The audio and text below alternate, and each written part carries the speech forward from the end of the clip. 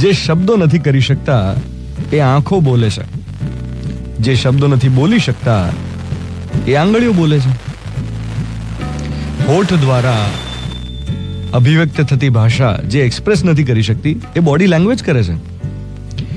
there is something called silent communication. ઘરમાં બે જણા વચ્ચે ઝઘડો થાય ને તો ભલે બોલતા ના હોય એકબીજા સાથે, પણ બોડી લેંગ્વેજ તો કળી જ શકતા હોય. એક જાતનો આમ ભાર લાગે હવામાં. એ હવામાં જે ભાર છે એ ન બોલાયેલા શબ્દનો છે, જે નથી કહેવાયું. એ ખબર છે કે સામેવાળાથી સેવાશે નહીં અને એટલે જ નથી કહેવાયું. તો આ તો થઈ હાજરીની વાત, પણ ગેરહાજરીનું શું? એક જણ અમેરિકા હોય અને બીજો અમદાવાદ, તો વાત કરવાનું ઈઝી મીડિયમ છે વોટ્સએપ. જ્યારે મોબાઈલ નહોતા ત્યારે ઘણું મનમાં ને મનમાં રહી જતું, હવે તરત જ એક્સપ્રેસ થઈ જાય છે અને એમાંય મિસકમ્યુનિકેશન થયા જ કરે. કારણ કે ટેક્સ્ટ મેસેજમાં ચહેરો દેખાતો નથી ને, ટેક્સ્ટ મેસેજમાં બોડી લેંગ્વેજ કળાતી નથી, આંખોના ભાવ, આંગળીઓના જેસ્ચર્સ એ દેખાતા નથી SMS કે વોટ્સએપમાં. અને એનું સોલ્યુશન છે ઇમોજી. એક ટાઈમે એને ઇમોટ આઇકન્સ કહેતા, એક જમાનામાં સ્માઇલી કહેતા. એ પેલું સ્માઇલી જેવું હોય ને, વોટ્સએપ ગ્રુપમાં એક જણ લખે કે મારો દીકરો 12th પાસ થઈ ગયો એટલે બધા તાળીઓ પાડે, ટાઈપ કરીને તાળીઓ પાડે ઇમોજીમાં, તાળી પાડવાનું ઇમોજી મોકલે.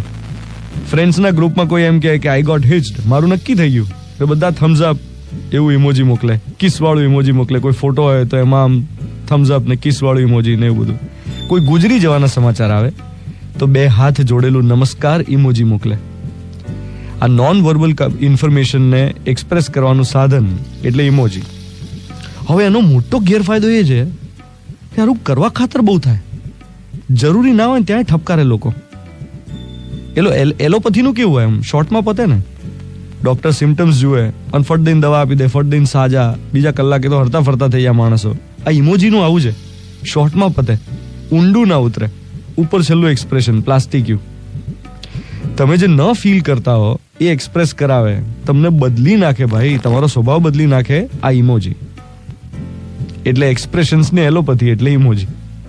અને ઘણા તો એક જ મેસેજમાં 5-5, 10-10 સ્માઇલી ઠપકારતા હોય.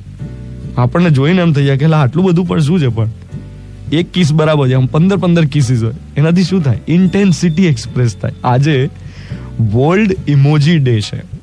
આજે 17th July 2018 world emoji day.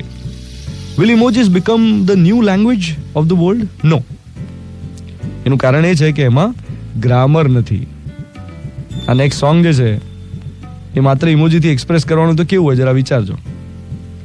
મિર્ચી 98.3 7:13 થઈ રહી છે. હું છું ધ્વનિત તમારી સાથે. Good morning my dear.